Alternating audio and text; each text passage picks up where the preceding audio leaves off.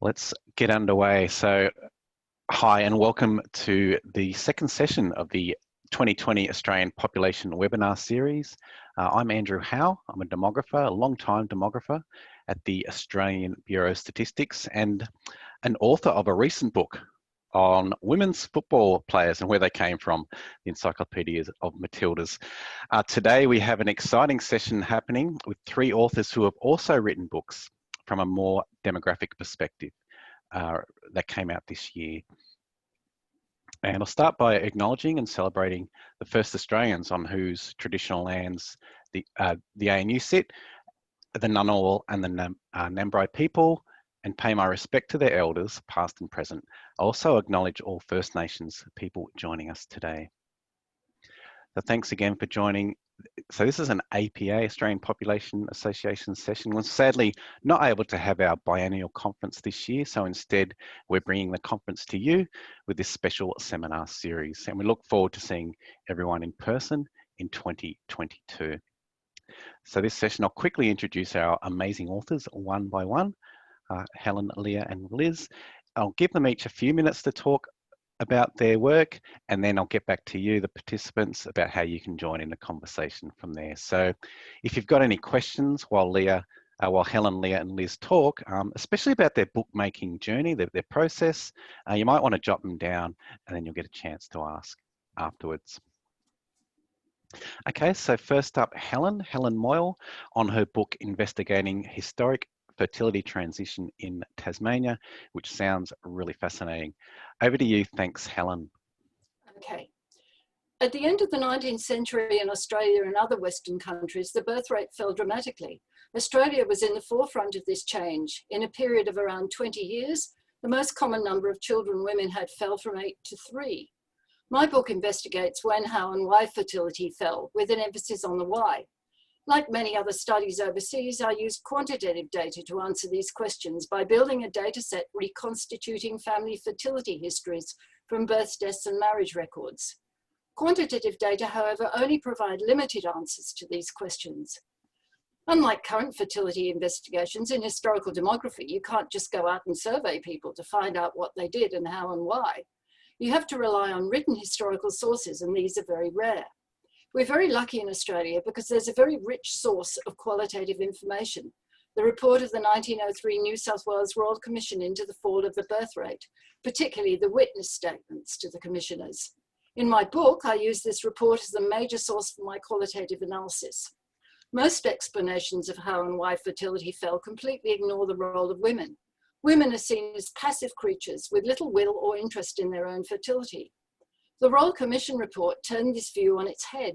It shows that women were the driving force behind the fertility decline. The all-male commissioners and many of the conservative male witnesses concluded that the fall in fertility was due to the actions of women and to the spread of knowledge about contraception from one woman to the next.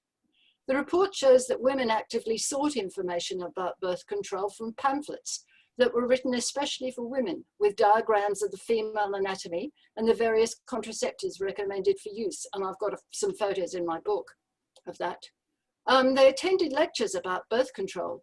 For instance, from the late 1880s, Breton Smythe, the widow who ran her own pharmacy, gave frequent women-only lectures in the North Melbourne Town Hall and in other venues around Victoria that were attended by hundreds of women at a time. They got information from local midwives, normally older women in the community who attended their births, and women spread information by word of mouth among other women.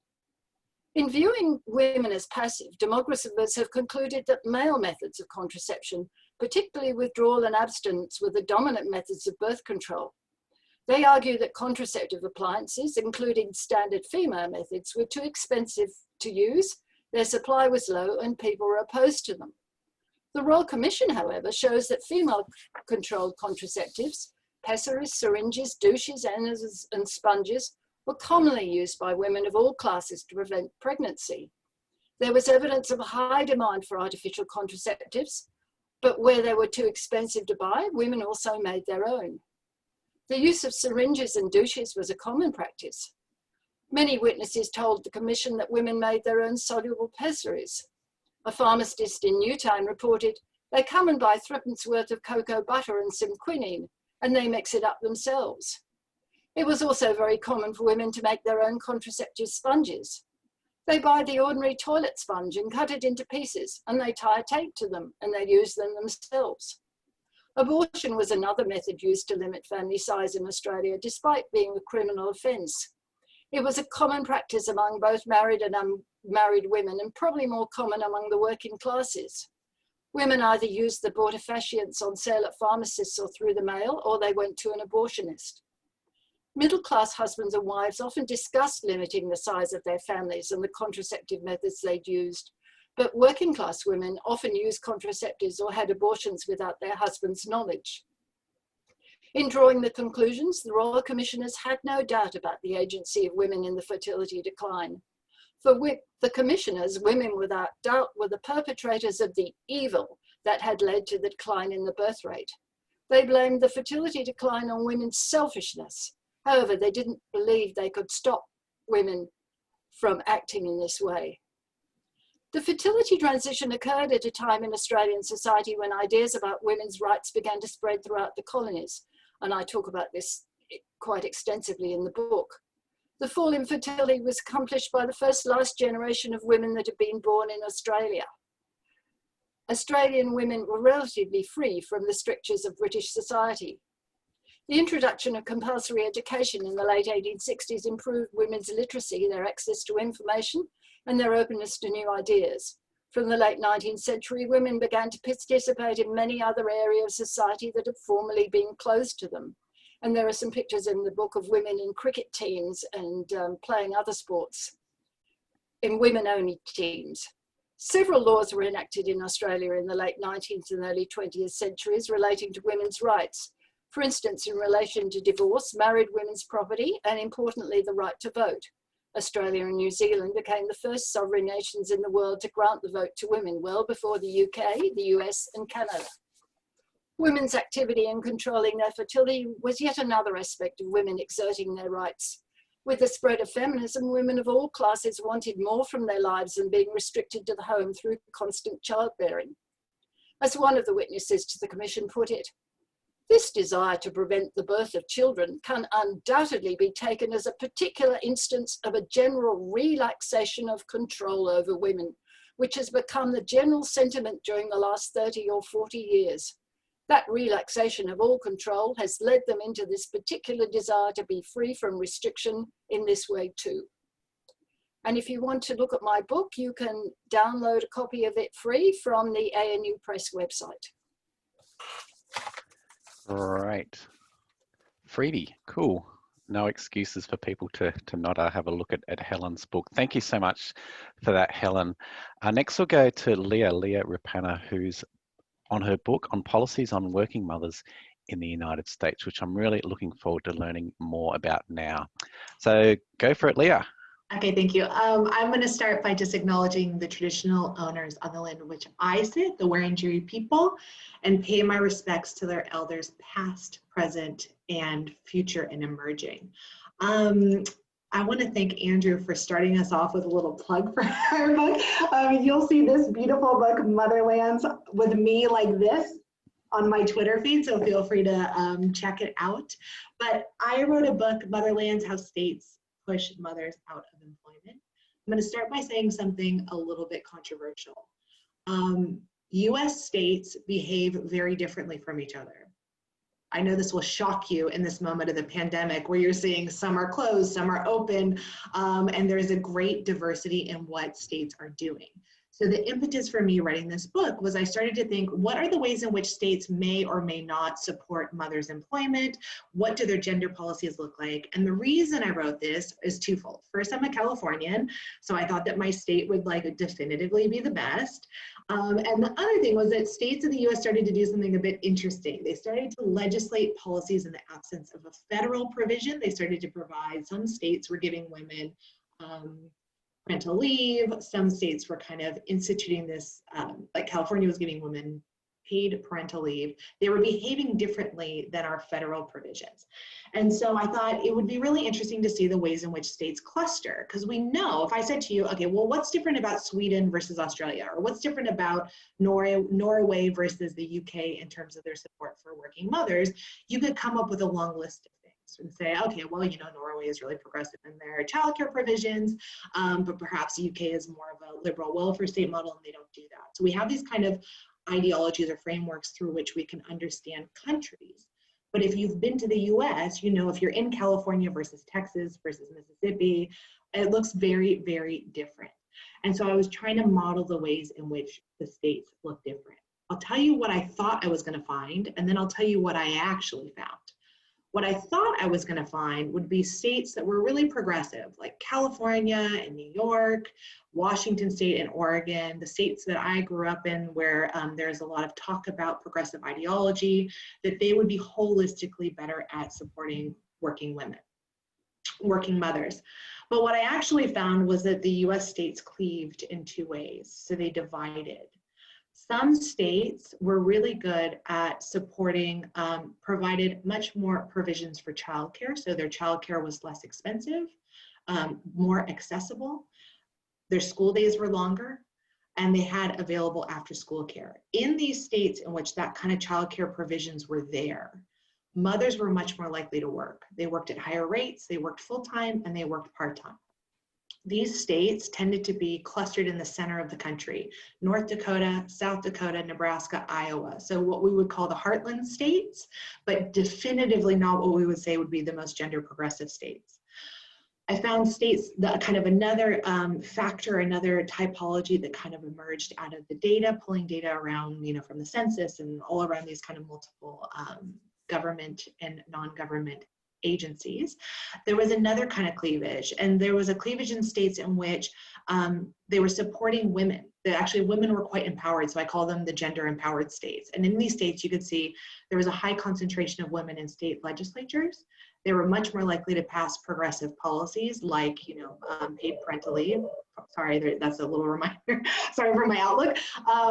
They were empowering women in terms of state legislatures. They had progressive policies.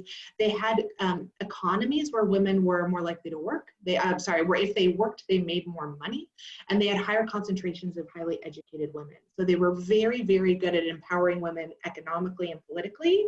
But what was missing in a lot of these states, and California is the one I use as the example, is they were abysmal on their childcare resources. So these states had economic opportunities for women, but they lacked that childcare resource.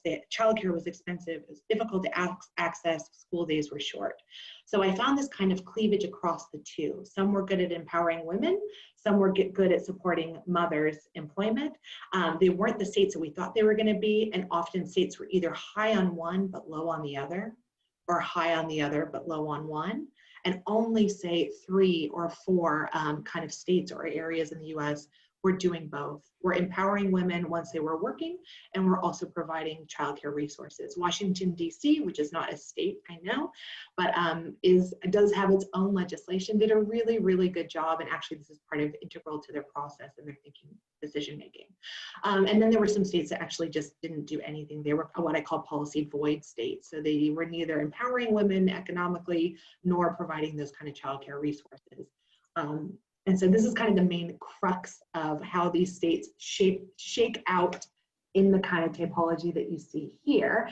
Of course, I was very much interested in what explains this, right? So, okay, I find these two divisions, but what explains why a state might be high on the childcare provisions, but low on empowering women? And what I found was quite interesting. So states that had high childcare resources, I thought they would be the poor states, right? That this is actually about economic deprivation, and you would see that mothers are working because, you know, they have to, they're forced in regardless. What I actually found was the states where the childcare provisions were more generous, they had lower rates of family poverty. These states did tend to be more non-Hispanic, more white. They were more religious, they were more politically conservative, and actually people who made money, their money went further. So if you worked, you had a higher, you know, you could access the middle class because it wasn't like living in many of the capital cities that we all live in here. It wasn't like living in California where your money doesn't really go very far. The states that empowered women, they tended to be more secular, more democratic, so left-leaning. They tended to be more ethnically diverse. They tended to have labor markets that had more professional occupations, and they also tended to have more college-educated women. So fertility rates were also lower in these states. So they are kind of what we'd envision to be the stereotypical blue state in both providing access, having women who had high education, fewer kids, more access to political power, more access to higher wage earning jobs, but without that childcare provision, there was a gap. I'm well aware that I'm hitting my 5 minutes, so I'm just going to say the last thing. What I think was clear, kind of the main conclusion I'm drawing from this book, is that it's wonderful to have policies that allow women to access education in the labor market, but in the absence of that childcare provision and in the absence of providing mothers at that critical moment when they're trying to figure out what they're going to do, remain employed or not, that if you are in a context in which that provision isn't available, is difficult to access, is expensive, that knocks women out. And so looking to states that we wouldn't think of as are the most progressive to figure out what they're doing right is a good policy approach. Okay, I'm done. Great. Thanks so much, Leah. Yeah, and it was great to see a US map there with more than just red and blue on it for a change. Yep, show that book again. Motherland sounds great. And we'll hear a little bit more from Leah later on. Now we'll hear from Liz Allen on her epic The Future of Us book, which I love. And I'm sure you will too, if you haven't got your copy yet. You should all have it by now. Liz, over to you. Hello. I'd like to also acknowledge that I'm coming from lands upon which it has never been ceded. I come to you from Ngunnawal and Ngambri land in Canberra. And I'd also like to recognise that Australia has a Black history, which we tend not to recognise, and hopefully we'll see some movements soon to give back some greater form of determination than we've seen previously. And that's, I think, a nice kind of segue into a description about my book. Let me say I feel completely out of, like a fish out of water amongst the panelists here, bit like the odd one out, in that I guess for me, I wanted to make demography more mainstream. And, I'm not a traditional, I'm probably arguably not even a very good academic in the kind of traditional sense. And I guess I want to kind of share my joy for demography and share the love of the superpower that I think demography is. And so in that regard, it kind of, like much of my career, happened by accident. It was very serendipitous that I was approached by someone, by a publisher, following a media interview actually that was quite heated. It was callback radio, and I thought, like a lot of the junk mail I get at the end of an interview, it was a bit of trolling, a bit of hate, which I've, as I said, come to expect. But it wasn't. It was legit, and I wrote a book. I still don't believe I wrote a book, and I still can't believe that people would be reading that book. But as I said, I want to take demography mainstream. I want to give demography a bit of a makeover. And I guess my book is a bit of an ode to Australia. What Australia, the story of Australia, where Australia has come from, the problems that we're faced with, particularly in a socio-demographic sense, but what our future potential holds. And so that is the future of us. Demography gets a makeover.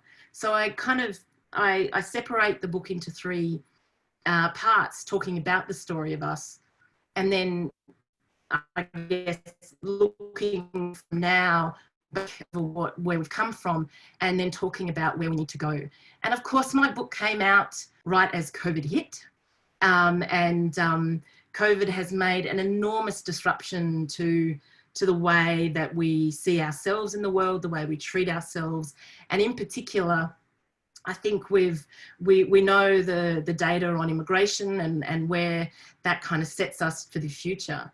And I think that if there's one thing I want people to learn or to take away from my humble ode to Australia, is that we have much potential, but we need leadership, particularly around racism, around inequality, and especially issues of, you know, that lottery of life, that if you're born into a wealthy family, your lifetime outcomes will be much of higher standing than someone who was born into a poorer family. And I guess that's why I phrase my book talking about my story and about how my own individual story of demography is important to reflect on, because we're all an outcome of demography. And I want people to realise that if we do have problems socially, then we need to stop blaming individuals, but rather seek a social response to make real and lasting change. Great.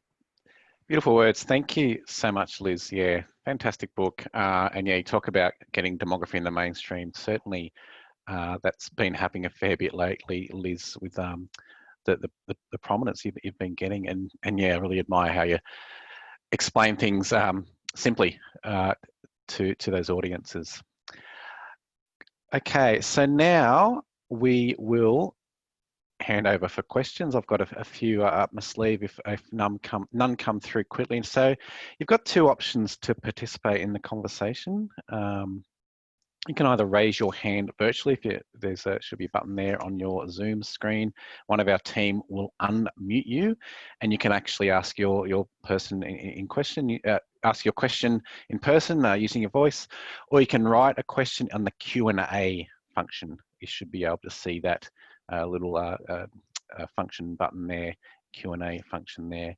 There's a little chat room happening as well. Thanks for a comment from Jay Batello. Who's thanked Helen for her little talk earlier on, and I will just see if there's any questions, and I can't see any, but yeah, fire through some if you have. I will ask each of Helen, Leah, and Liz. Yeah, you've written a book. Why didn't you just write another paper, or what made you go to a book format, Helen? What was the big reason for that?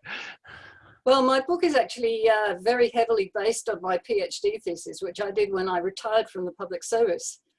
So there you are, Liz. You're not a fish out of water. I'm the old one here with the grey hair. And Edith approached me a couple of years after I finished my PhD and said there was a College of Arts and Social Science Publishing Prize that you could apply for. And why didn't I do that? And I thought, well, I've got nothing to lose.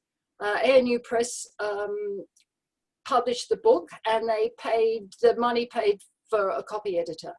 So I had to put in a submission, I think with Edith's support, and say how I would turn my PhD thesis into a book. And that's what I did. And I was lucky enough to win the prize.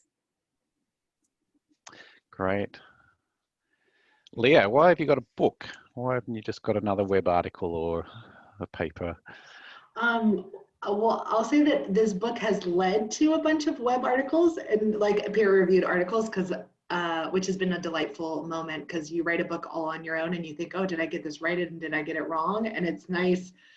I'll say it was nice to validate that we've published a couple of things, including something coming out in Demography next year, the journal Demography, showing that mothers who move to states with less expensive childcare are more likely to maintain employment as trailing spouses. So it was nice to rope all of my friends into doing work on my book. So that's the kind of friend I am. But I have been thinking about this idea for a really long time, because I used to look at countries. My kind of PhD in the preliminary work was thinking about what is it about living in a different country that makes women have different outcomes. And so then I started thinking about states.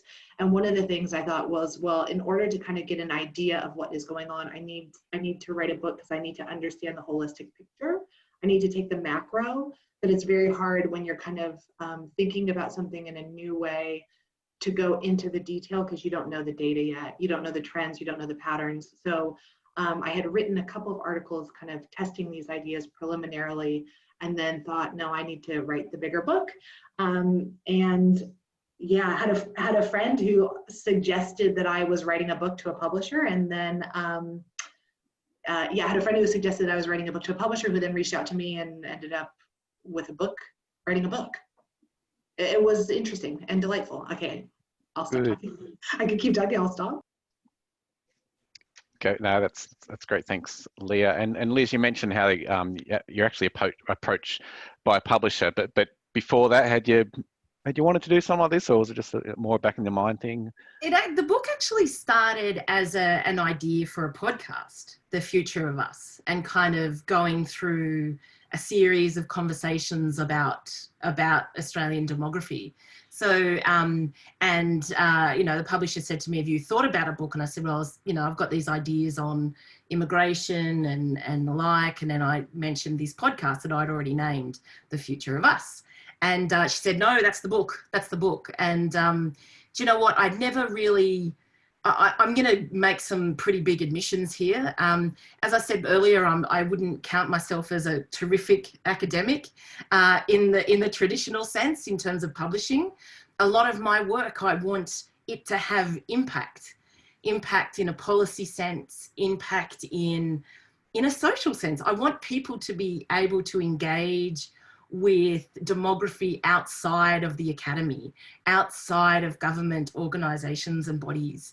And so for me, this was a vehicle, a means to an end, if you like, if I can be that sacrilegious and say that this book was like a recognition of, as I said, my love for Australia, but also a bit of an anger a constructive anger, if you like, that we need to take action.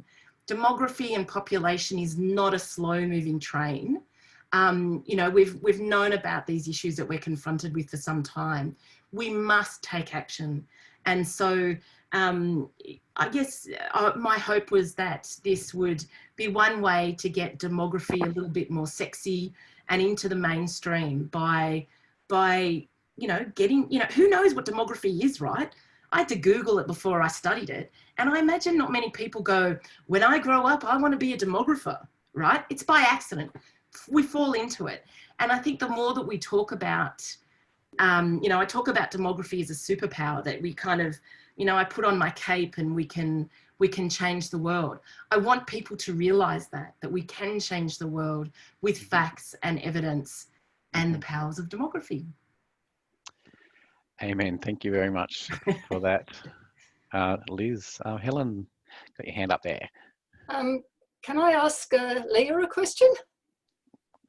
Okay. Go for it. Yeah. Leah, did you look at maternity leave policies in your book? Because I'm aware that women in a lot of states in the US only get about 12 weeks maternity leave and then are required to go back to work, which is pretty hard going. Yeah, so I was lucky enough to get 2 weeks off after giving birth to my daughter, so I understand the struggle of the US as a system that doesn't function. The challenge, Helen, is of course that the US has a federal provision that says exactly as you said, that people can take the 12 weeks off without being fired. It sits under a disability legislation, so pregnancy as a disability, and you can have the 12 weeks. Some of the states like California and Massachusetts, New York, there's a handful of states that are actually providing paid parental leave at the state level as a, I'm giving you a long answer, but the short answer is, yes, I did. Those states tend to be the more progressive, sit in that gender empowered kind of cluster, but those states are not necessarily those that have high maternal employment rates. So there is a schism whereby if you give mothers that kind of maternity leave, which I'm not saying is not important, it's one step.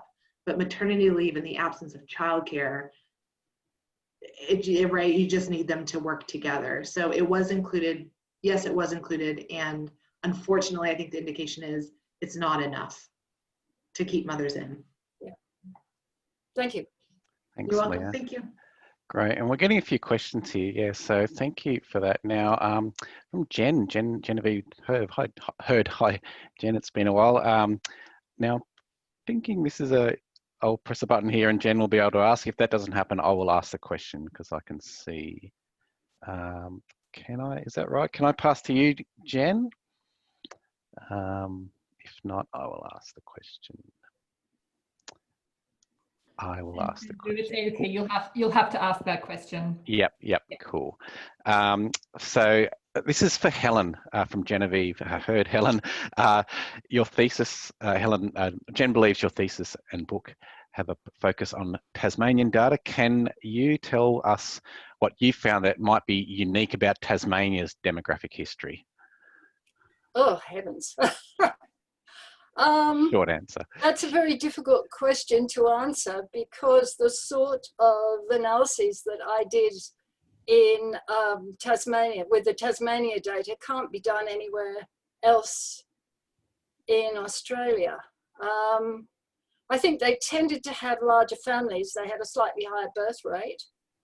But the great thing about the Tasmanian data is that there's digital access to all the 19th century births, marriages and death records, and you can't get that in any other states. It's just not possible.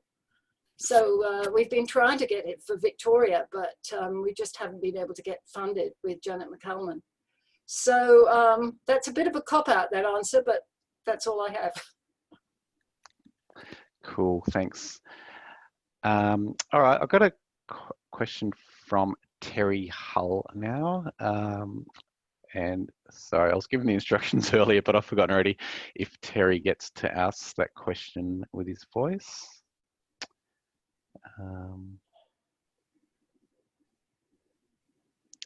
There we go. There we go. Hi, Terry. Hi, Andrew. Thanks very much for three very interesting books, three very contrasting books. The question I've written out here is that the 8 decades that remain in the 21st century are going to really be filled with the kinds of economic, cultural, and especially environmental challenges that will knock people about. And I'm wondering how you see your books teaching today's children who will be living through that fraught life, what demography can tell them, either in terms of residence, migration, fertility, mortality. What are we learning from these books that will help them put their lives on the right track? I know that Liz has written a book about that as to how she got here, but I want to know how her daughters are going to go. Thanks.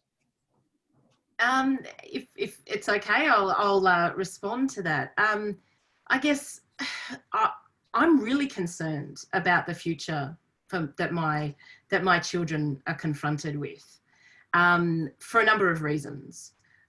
Climate change, the socioeconomic inequalities, but also I'm very aware that I guess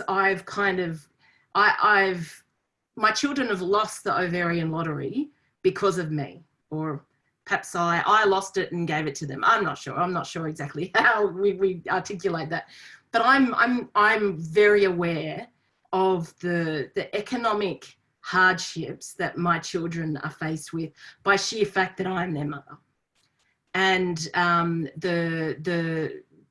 that kind of story in itself. So I'm worried on multiple levels.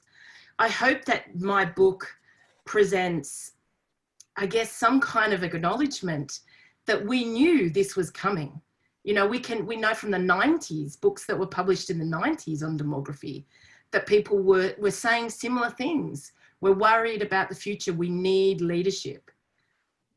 no one listens to us demographers, and it's incredibly frustrating. And the only way I think I can start appealing to really make demography mainstream is by get them where it hurts, I guess, particularly young people. Make it very known that young people are faced with such a high degree of uncertainty. And COVID has proven this, right? And COVID has again shown the fractures that exist in our community that we've been too afraid to acknowledge. We can't look away. We need to get young people constructively angry, and constructively angry enough to make change for everyone. Because we've proven over time that, you know, my generation and others before haven't been terribly good at electing leaders or holding leaders to account to make these changes that are necessary and to create an environment that is socially more secure. Cool. Sorry, Helen, you quickly put your hand up there. Okay, I just wanted to say I think you can learn a lot from history, from going back and looking at how people lived, say, in the 19th century. And one of the things that comes out of my book was the importance of education and how very important that is for people to succeed in life. Okay. That's right. And that's, I think that's the power of demography. That a lot of people say to me, Liz, well, what's the difference between history and demography? I won't tell you exactly what I think because people might get angry. But but demography is one of those things that we're here in the present, but if we look to the past, we understand the story of us. We understand how we came to be where we are now. And that holds a secret to unlocking the future and informing our future possibilities and what we can do to make it right. Cool. And yeah, Liz, you mentioned getting demography in the mainstream. I reckon it's happening. It's slow, but it's happening. Cool. We've got a couple of questions from the chat room now. I've got a question for Leah from Peter Darby. Peter is asking, in the current COVID context of falling fertility rates, there's a lot of interest in what policies or changes might increase those rates. So did any of your research shed light on differences between the states regarding policies around increasing fertility? I'll give like the short answer is no. I mean, we didn't look longitudinally and we didn't look at kind of policy interventions to see. I'll give the academic answer first and then I'll give my opinion. We didn't, use longitudinal data or look at kind of critical junctures where policies were introduced. It would be interesting to take a state like California, for example, and see what happens when they put in that parental leave policy and if fertility goes up or declines or maternal employment goes up or declines. I think they were finding that there was not a net effect, but so from an academic perspective, no. But I think Peter's question connects to the previous question about kind of what does demography or this type of work do for us? And I think what it does is connects the dots that we're living in, right? So I would say what's interesting to me is in theory, these states that have, these women who are having few babies, it's a demography statement, right? Getting high education, access to high powered jobs. The women who are supposed to be maintaining employment based on our models are not in these states, right? They are the ones we think should. They have few kids, they have high education, they're, they can access high paying jobs.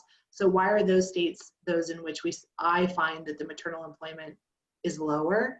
And that's where they see the power of demography in connecting the dots across a complicated structure whereby fertility, childcare policies, economics, what we know about marital homogamy, marrying high-powered spouses. So therefore the women can't work because the highly educated women are married to the highly educated men who are working long hours. This is coming out of Chaw's research.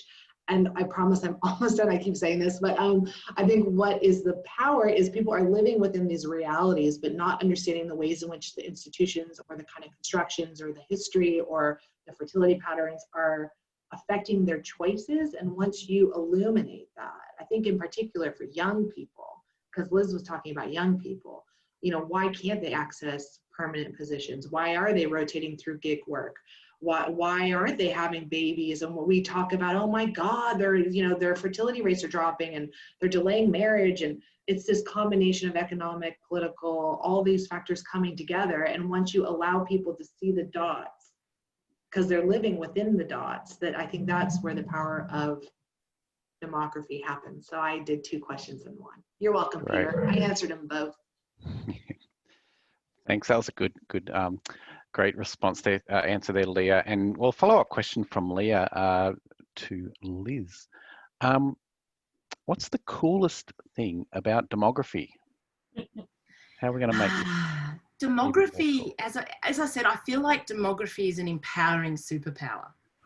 And what demography does is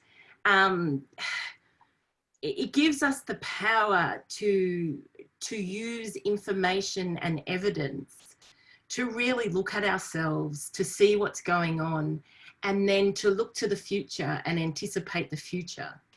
And so it gives us the superpower of being able to know about ourselves and about our communities in a way to create and inform enormous change. I tell my kids, that demography is something that it enables people not just to know about themselves, but to be future focused and a strategy to that I think that's how we have to sell it. That's how, if we can get people interested in, the mainstreaming of demography. And let's be honest, demography, and again, I know I'm going to probably upset a few people when I say this, but Australia, when it comes to demographers, we have a history of it being a very male-dominated, elitist discipline. And we need to move away from that. We need to give demography a makeover. We need to shout the importance, the superpower and the cool things that we can do with understanding ourselves, freeing ourselves of our shame of being born poor, and to make sure that no kid in the future is impacted by that. We can make that change, but we need to be able to show people that they can be what they can't. They can see themselves in positions of power, doing research and making change. And not have to be at that elite school kid or, whatever, that they can see real opportunities in gaining research knowledge and being able to apply that knowledge to, a post-truth environment to actually counter mis and disinformation. Mm-hmm. Can I jump into something that Liz is add into something that Liz is saying? I think what's interesting about demography, or what you're talking about, is that it's predictive, right? On some level, it's predictive. So I know I have done a million interviews where I say, the care crisis is coming. We know this demographically. You have an aging population. You have women who are already sandwiched, already time poor, already managing kind of competing demands, are already stretched thin, right? We know from the research, women right now are stretched thin because they're balancing work and family. And then we know that there's this aging population, there's going to be this demographic crisis that's coming. I mean, it's coming, period, full stop, it will be here.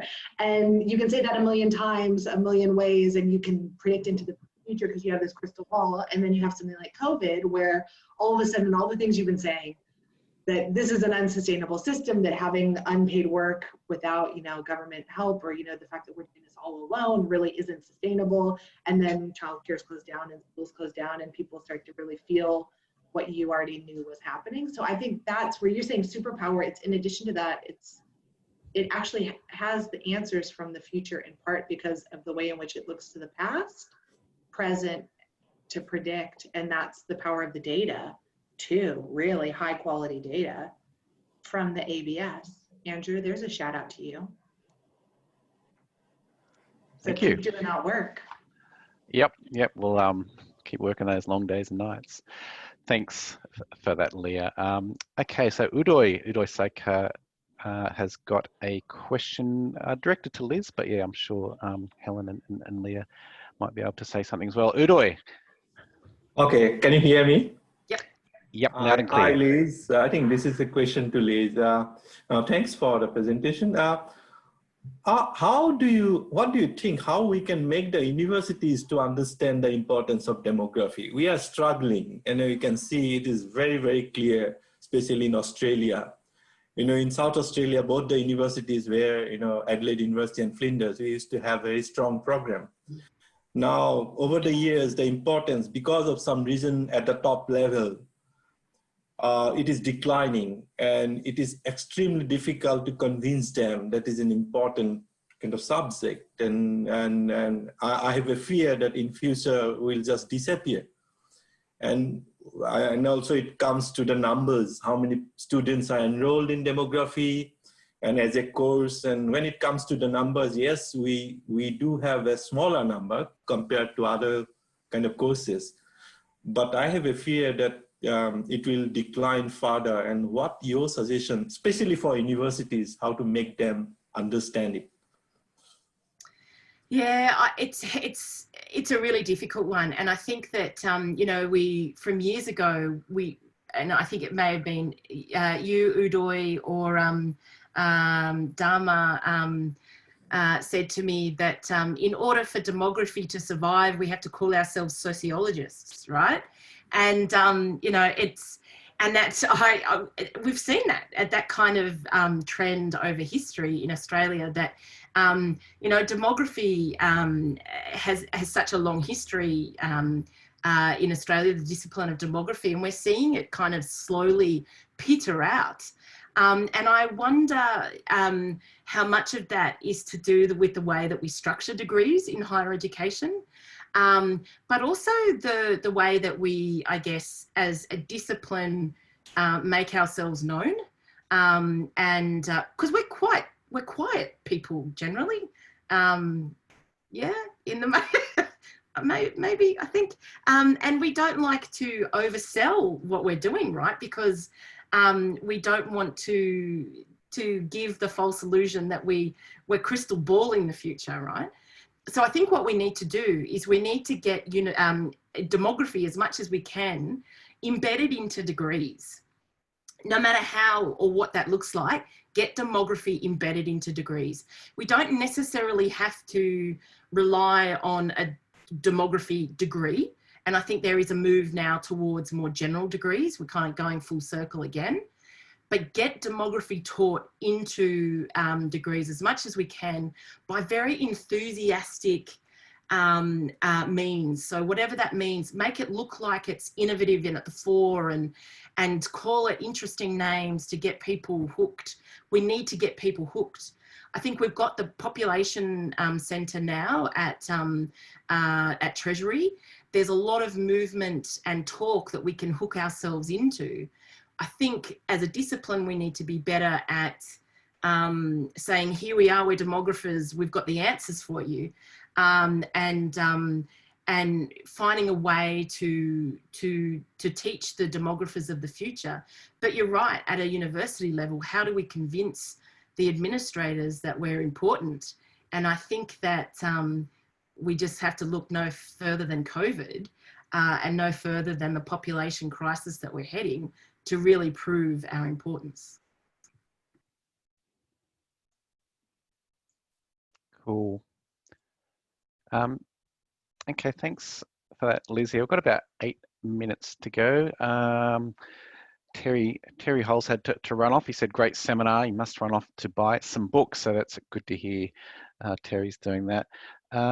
Question for another one from Jen from Tassie.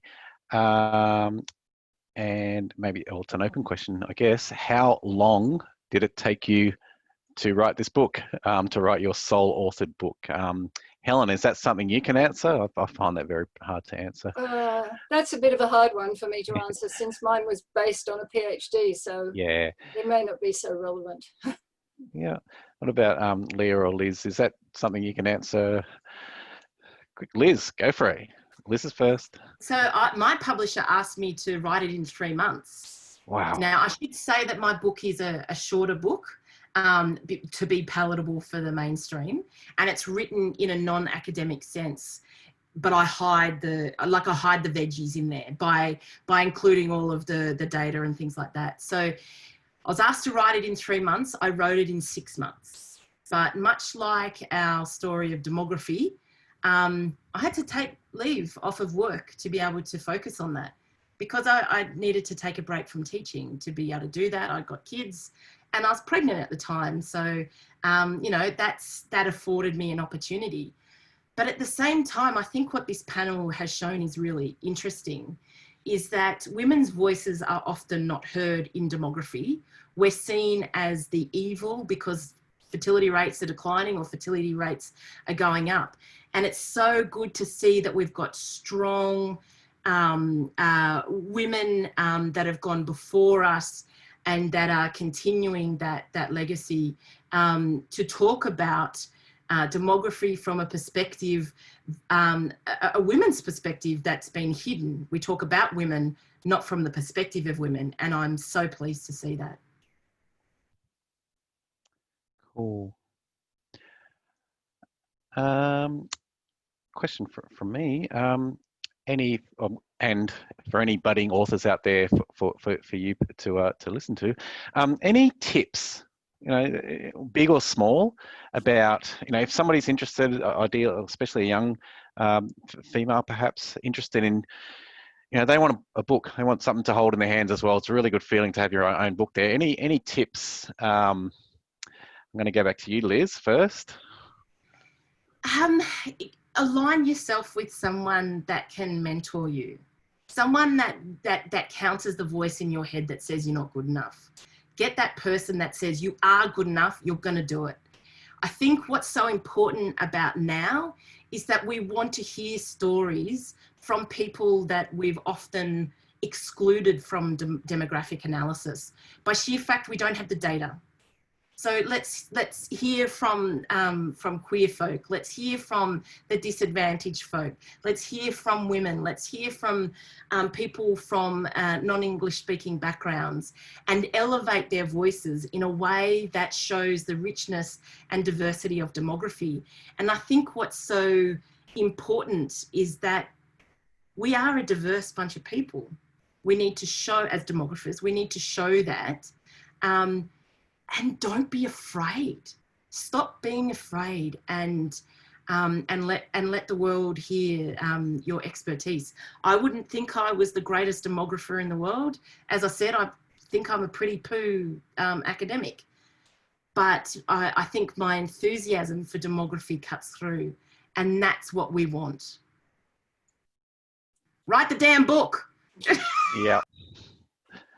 Don't talk about it, just do it. Yeah, thank you, Helen. You got a quick comment there? I want to say, I don't know what it would be like to work with a publisher who was not very good, but I have to say ANU Press, if you're looking to publish an academic book, was absolutely brilliant.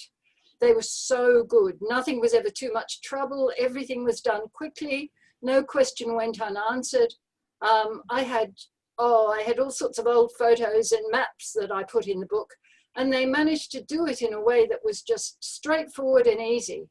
So great. I've got nothing but good things to say about the ANU Press. That's really, really good to hear. Anyone? Okay, a couple of minutes to go. Quick one, and put your hand up if you want to answer. Any plans for another book? I think Leah sort of touched on this. Okay, it's a big no from Helen. She's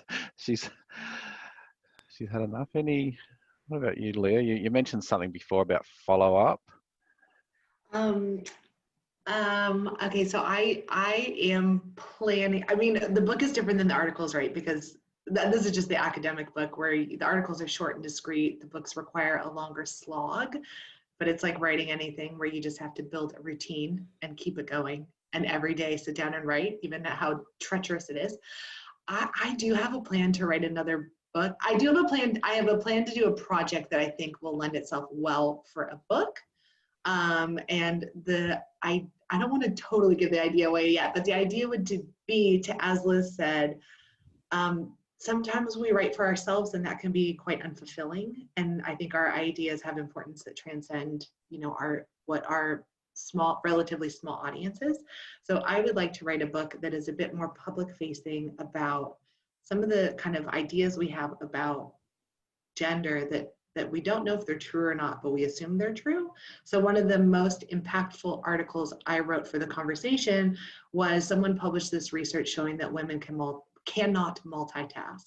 And so they asked me to write this piece of what's my opinion on it. And I wrote this thing just kind of saying like, yeah, we can't multitask. And so you're just asking women to do more work, like full stop. And that piece went everywhere. It got translated and it moved a lot in Japan for a reason that I don't know, but it went wide and far. And I thought, oh, this is something, I'm hitting a nerve I'm hitting on something. So I want to do a little bit more of that kind of work that I know is hitting a nerve publicly, and how do we test it empirically, but present it, like Liz said, put the veggies in so people don't know they're in there, but are kind of understanding it. So that's my plan. My plan is to write a public-facing book that has some empirical backing about gender ideologies that we know maybe perhaps are not true. If I can jump in there and say that I think what Leah has pointed out is a really important aspect of demography, is that there is a thirst for demography, and this kind of the paper that Leah wrote, I think we've probably all read it, and if you haven't, go and read it now. It is life-changing, and what's so neat about that is that it's kind of every day for us as demographers, right? But it's earth-breaking. You know, it kind of shakes the very core of your being because it empowers people. It empowers people in relationships, people in their countries. That's what makes demography sing. And I think it started as a conversation article, an article that doesn't get the recognition as a technical, traditional academic piece. Mm-hmm. But it has impact. And this is what we need to do as demographers.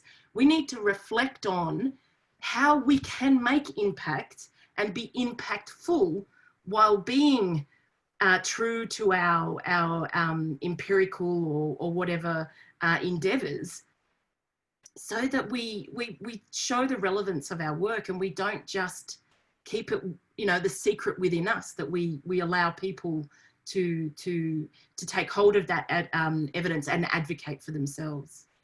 It's also floating the ideas publicly, because we think things are important, but they may not be, right? So floating things and seeing what has impact, I think, has been quite interesting. And it's like what I said, you're just connecting the dots for people. The things that resonate is because they've been in it, but they couldn't understand it. They're getting the academic lens on it. So that, I think, has been powerful for me. Seeing the things that I think are interesting sometimes don't go anywhere. The things that you throw a bunch out of there and then you go, oh, that people like that and that and that. Yeah. As opposed to what I think is important, which is probably always wrong, Nah. No, share your ideas. And it's so much easier nowadays, isn't it? All with social media, electronic media, and that's kind of thing. Thank you so much, and thanks for Patrick Core for that last question about follow-up. So look, we've been going for an hour, and I thought this would go really quick, which means I've enjoyed it. And so thanks again to Helen, Leah, and Liz. Go out and get those books. Thank you so much to Edith Gray and James O'Donnell and Anna Rimondos for organising today's session. Hold those books up. I'll hold Liz's up. Helen's turned around and oh, good on you, Helen. Thank you. Australia's fertility transition there. Thanks so much. Hope you can join us for our next webinar session, and signing off. Bye-bye.